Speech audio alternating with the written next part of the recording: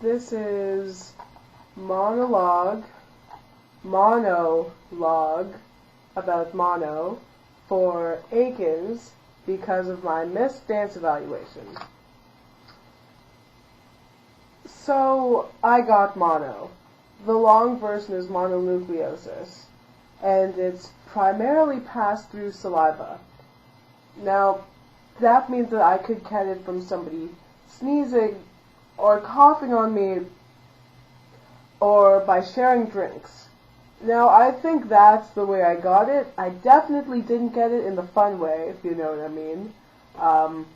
But, you know, when you go to Starbucks with your friends, you share drinks, you taste around. It's like going to a fancy restaurant. If I'm paying $6 for a drink, I'm gonna let people taste it and see what everyone else got. So I got mono, and usually this isn't a big deal when people get mono. You just sleep a bit, you're kind of fatigued. I was so dizzy. I was nauseous.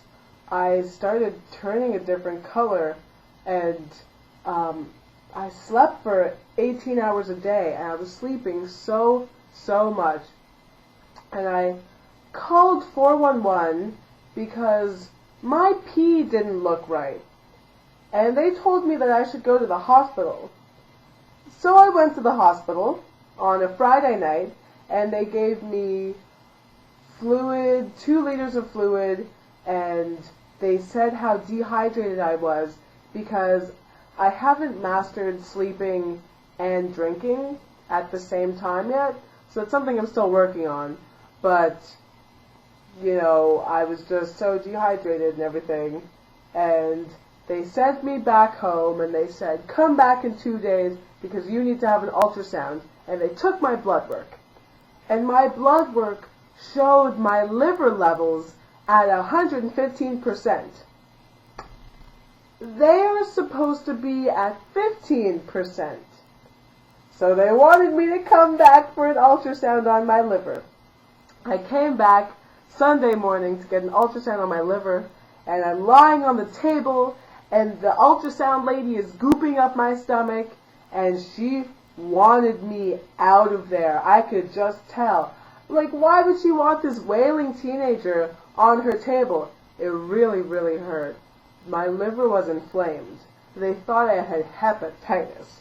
So they realized that the mono had attacked my liver, and I couldn't even breathe deep at all anyways because the liver was on top of my diaphragm, so I couldn't breathe.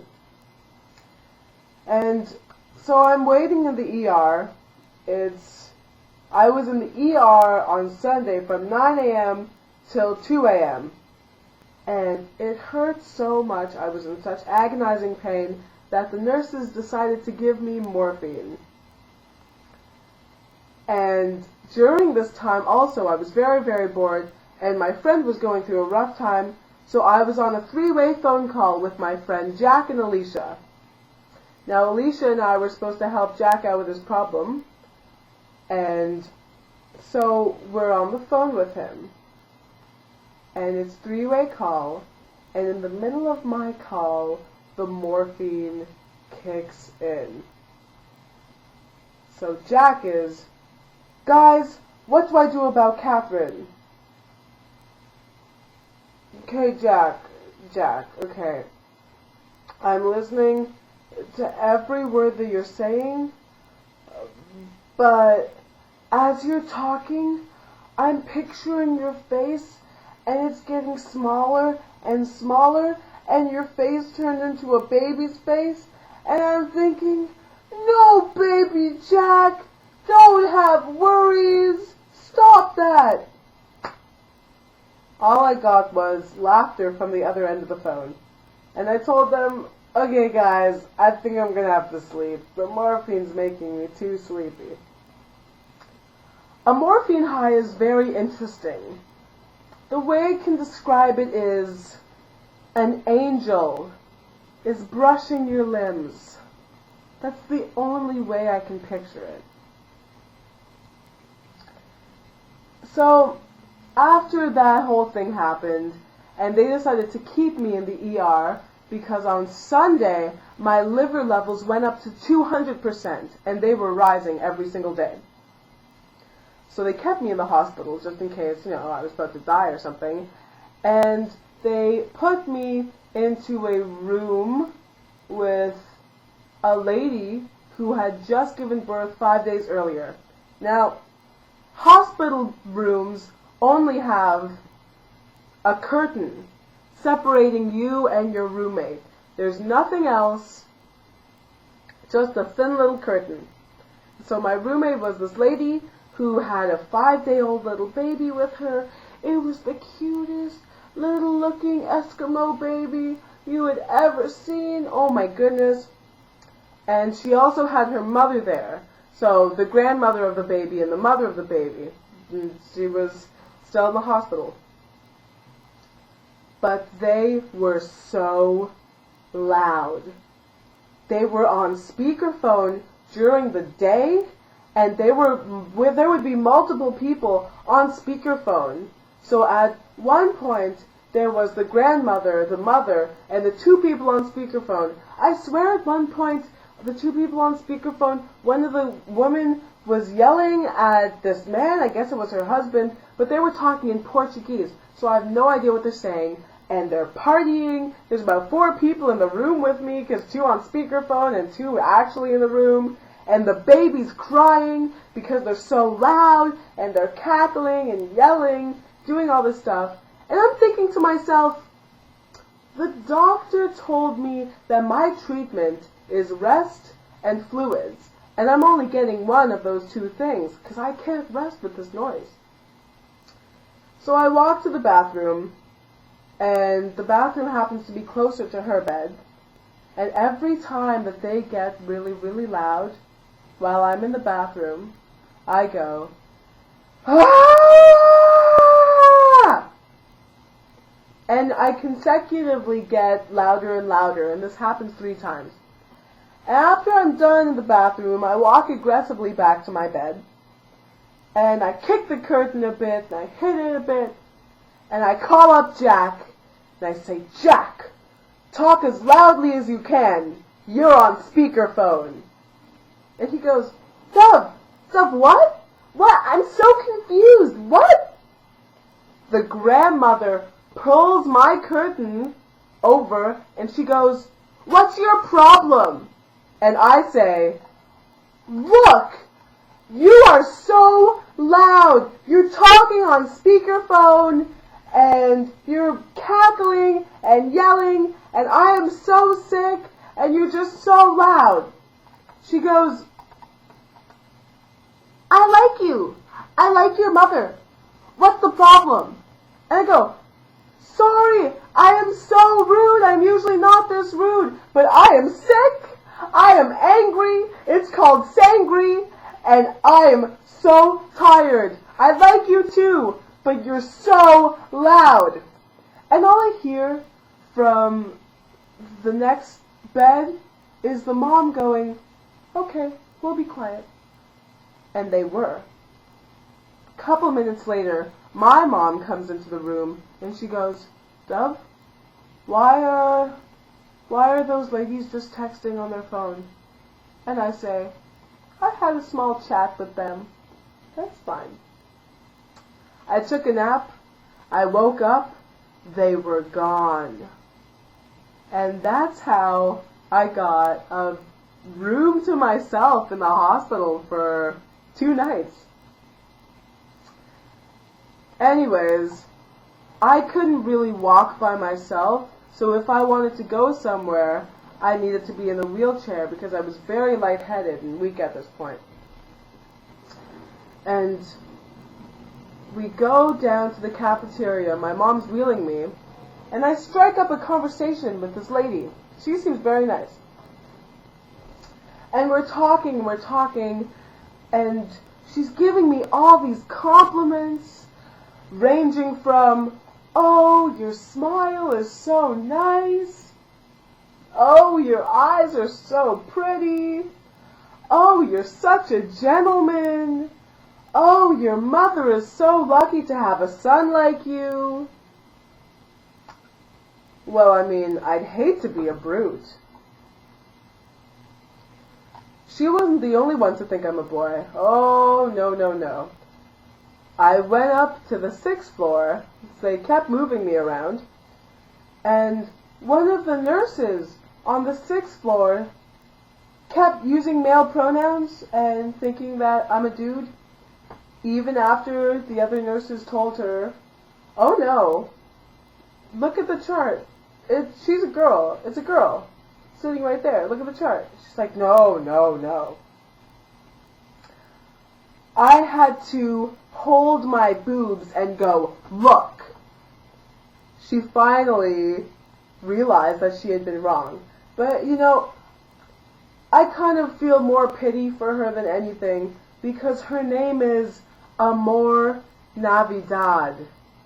Love Christmas. I mean, that kid had a death sentence on her, like a death wish on her from her parents from the very start. And they put me in the geriatrics ward where this nurse was. And I hear them, as I'm getting wheeled into my room, I hear them reading my chart and looking at my age and saying, 8'1"? No, no, that can't be. 1'8"? That can't be right. No, no, no, not 1'8". 8'1". 8'1". No. And they go into my room and they say, "You know what? You are famous on this floor. You're the youngest person on this floor." And I say, "Thanks. I feel great being here. Oh yeah, I'm so happy. Thanks." Like, what do they want me to say at that point? And I get wheeled into my room, and this old, fragile-looking lady with very, very white hair and very, very blue eyes says, "Oh, poor you. You're stuck with me. My middle name is Trouble." And I reply back to her, "That's how you know you're still alive. A little bit of trouble." And she goes, "We're going to get along just fine." And we did.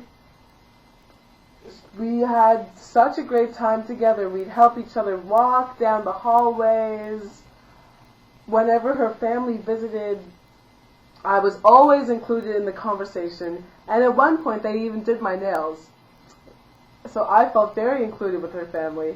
And she ended up telling me that her condition got a lot better after I was placed in her room.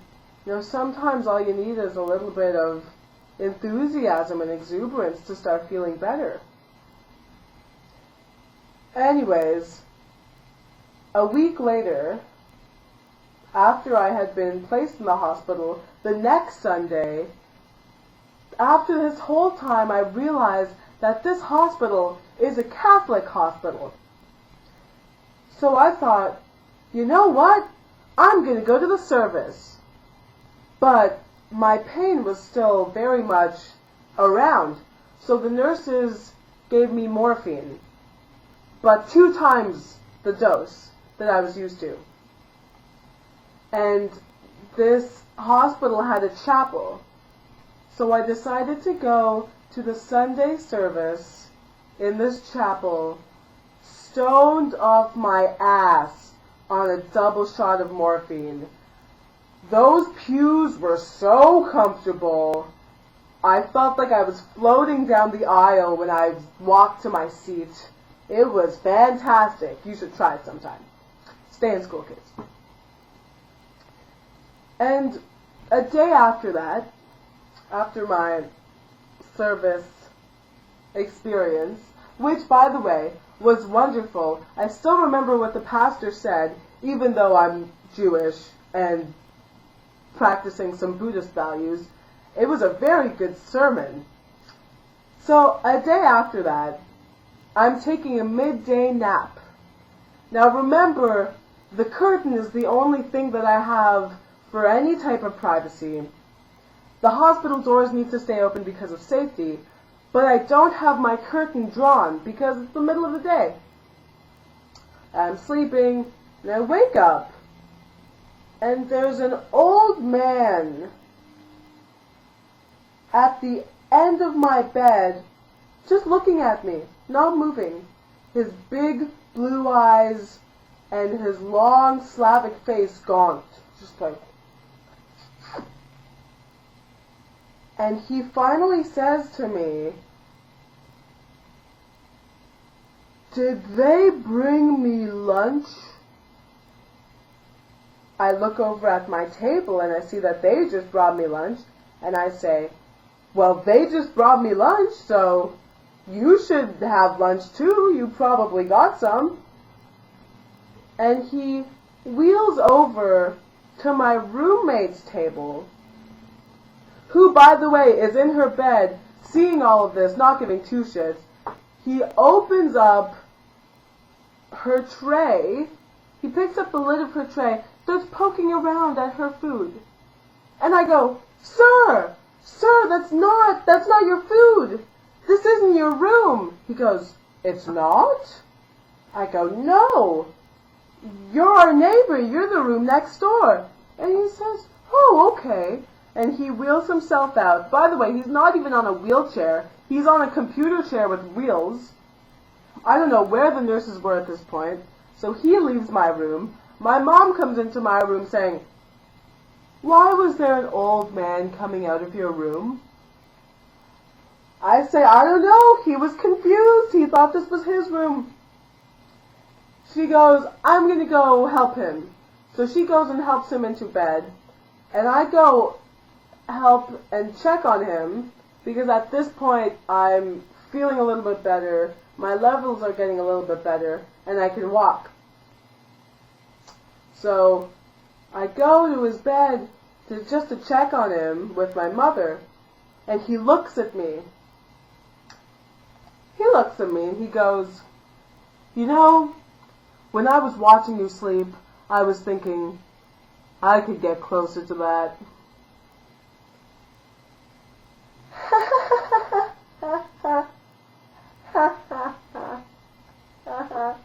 All I could do was laugh. I was so uncomfortable. And my mom laughed because she thought it was hilarious. I didn't think it was that hilarious. That the only person in this hospital that thought it was a girl was a creepy old man. Anyways, all in all, getting mono was not something I had ever hoped for or was planning on, but I think I needed this experience. Life passes by us so fast, and in this day and age, hardly anyone takes a break to just, stop by and sniff the flowers. I was one of those people just rushing by life and not really taking any time to myself to just enjoy and be quiet.